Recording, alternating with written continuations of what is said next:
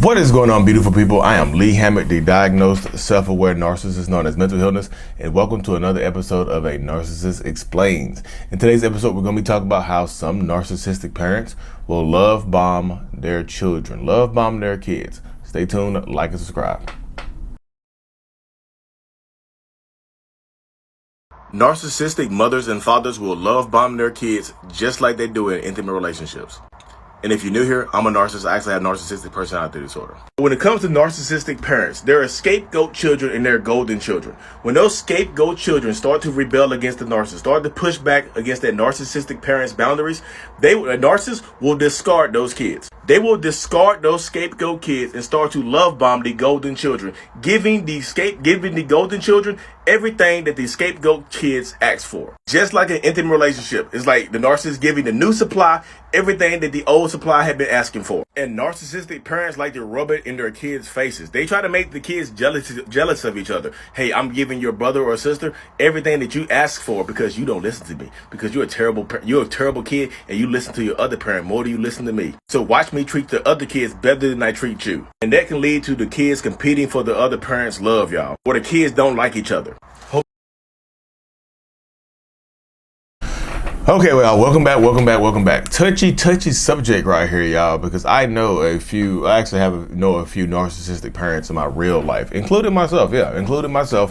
I've been guilty of being a narcissistic parent, being a toxic parent. Like, that's pretty much what this channel is for, to give my perspective on things and whatnot, y'all. So first of all, the brand is here. The I Love Me, the self-love brand is abbreviated as I am strong. I'm strong. I'm worthy. Link is in the description for everything, y'all. Hoodies, everything. But narcissistic parents, y'all, oh my goodness. Toxic parents are a whole new batch. So, like I said in the beginning of the video, narcissistic parents will love bomb their kids. And typically they're love bombing their kids. So there can be a few different reasons why they love bombing their kids. They can be love bombing the golden child or their favorite child to make the other children jealous. They could be love bombing their children, all of their children, or most of their children, in order to make the other parent jealous. They could be love bombing the children in order to they could be love bombing certain children to turn the other children against each other, like a competitive, what's that old TV show? Gladiator fight. You know what I mean? Like, they got the little javelins and a little stick with the two balloons on the end of it. They just beating each other. And another reason why they could love bomb their kids and give their kids everything they want and need or whatever. I know because they love them, Lee. Yeah, because they love them, they can do everything their kids want and need because they love them. Yeah, they could. But we're talking about the other side of things, y'all. We understand that part. That's the unspoken part.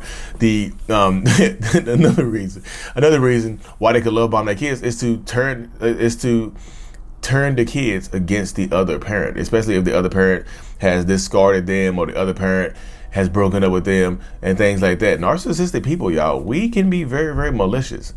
And yes, they will absolutely use their kids as pawns. Like, I tell people this all the time, but you can choose your significant others. You can absolutely choose your significant others. You can choose your friends. You can choose all of that. You know who you can't choose? You can't choose the people you were born to. You can't choose your mommy and your daddy. You can't choose your parents at all. So if you happen to have a narcissistic parent, toxic parent, and they love bomb you, they'll love bomb you. The cycle of a narcissistic parent-child relationship mirrors the cycle of a narcissistic intimate relationship. They can love bomb you and things like that. I'm pretty sure that you can get supply from your kids when your kids are praising you over the other parent, or your kids are praising you for the things that you do. You can get validation from your children. Matter of fact, they can be, sometimes if you are one of those narcissistic people that isolate yourselves a lot, they can be your only sources of validation. You know what I mean? These can be your only sources of validation if you have no friends or external, people in the world that you externally deal with. Your kids can be your only source of validation. And you do everything for us. Your kids can hype you up pretty much and things like that. But like I said, narcissistic people will absolutely, they can love bomb just like that. You can get you to fall for them. Love bomb you, give you everything you want and need, make you the happiest child alive. But then you do something to that parent. Something happens to that parent. You don't even do something. You might grow up and your hair has a different texture. You might grow up and your teeth might not be straight. You might grow up, you might not be as tall as that narcissistic parent wanted you to be. You might be a short person. You might be, you might have health problems. You might be overweight. You might be sick, constantly sick and things like that. And that narcissistic parent might start to devalue you, much like a narcissistic relationship. You see what I'm saying? Much like a narcissistic relationship, a narcissistic parent might very well start to devalue you as well. Once you shatter the image that you are the perfect child. Once something happens, once you say something, once you do something, sometimes maybe if you're disrespectful to that narcissistic parent, they might turn on you. And the love bombing phase of your parent stops when they start to devalue you. And yes, after the devaluation stage, we know what comes next, right? The discard stage. The narcissistic parent can and will discard their children. Not all of them discard their kids. Not all of them do this, y'all. All narcissists are going to be different. Some are way more toxic and volatile than others. Some of them will absolutely discard their kids. There's some horrible narcissistic toxic parents out here, y'all. They will literally discard their kids for just to chase their dreams that just are not coming true anyway. Like, I want to be a rapper. I got a rap show coming up. I can't come to your football game and stuff like that. They will discard their kids. Don't talk to one kid.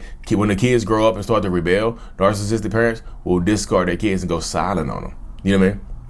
Go completely silent on them. Just zip the lips. You know what I mean? Zip the lips. Don't discard the kid because the kid is smarter than them. Discard the kid because the kid has a disability and things like that. Some narcissistic parents are horrible. Just horrible. Delusions of grandeur run deep. A narcissistic parent will absolutely discard their children to chase their delusions of grandeur. Hey, I got to do this. I want to be a famous rapper. No clout, no nothing, no nothing, no wave, no heat behind you, no nothing. I want to be a famous athlete. Didn't go to college, out of shape. You know what I mean? I want to be a famous news anchor. Don't know the first thing about meteorology, the hosting news, anything. I'm just telling you, they will change whatever the delusion is. A narcissistic parent, once they hit that discard phase, they will absolutely, chase their dreams and put their kids on the back burner. This happens all the time, y'all. It's very, very horrible. And guess what? When the discard phase, the phases of a narcissistic relationship, right? The love bombing, devalue, discard. And sometimes, guess what? The next stage, a lot of times, is the Hoover stage. A narcissistic parent that has discarded their children can sometimes and will sometimes try to Hoover their kids back into their lives. That is a truth. They will some of them will try to come back and Hoover later on. Y'all seen the Tyler Perry movies when the kid when the kid becomes something, the absent parent tries to come back and take credit. I love you. I was always there for you. Blah blah blah blah blah. I know that's grandiose. They don't happen too often. But they will try to come back into your life later on. Sometimes the guilt will eat them up. Sometimes the new supply makes it, threatens to break up with them if they don't establish a relationship with their kids. Whatever it is, y'all. Whatever it is, that's the process and things that happen right there. They'll try to Hoover back into their life. Pop up at the school, pop up at the job, write letters and things like that. They try to text you or FaceTime you, try to call. They might try to actually Hoover you as well. You know what I mean? Narcissistic parents will absolutely love them, bomb their kids, give their kids what they want and need. Sometimes to make the other kids jealous. If one kid rebels against a narcissist, then they might try to love bomb the other kid to make the other child jealous. I'm just telling you, some of these narcissistic parents that I know in real life are some of the worst people just available. You know what I mean? And a lot of times it stems from them having their own issues in their own childhoods. Like their parent, they couldn't be enough for their parents. So their kids can't be enough for them. They just pass it down. They just continue the cycle of generational curses and things like that. They just do it. I've seen it happen time and time again, y'all. It is not unknown. It is not like a new thing. People are passing down generational trauma as opposed to passing down stocks and bonds. They're passing down generational trauma and giving kids these days abandonment issues because they had abandonment issues. I'm just telling you, in my own personal family, my own personal life, I had to put a stop to the abandonment issues and stuff like that because I'm here, I'm present, I'm doing my thing. You know what I mean? But you have to stay empowered. You have to stay alone. You have to stay alone for the ride, y'all. You really, really, truly do. So I gotta cut this thing short, y'all. Y'all know I like to keep these things around 10 minutes or so, y'all. Just hit you with a quick burst of energy, quick burst of everything. If you haven't already, if you want to do the meetup in Austin, Texas, go to narcavengers.com/Texas, and then also, if we're doing one in Toronto, Canada as well, narcavengers.com. Check it out. Get registered up. October 15th, November 19th, y'all. Thank y'all for tuning in. Like and subscribe for more. And as always, mental illness is out. Peace. And get the merch too. I'm strong.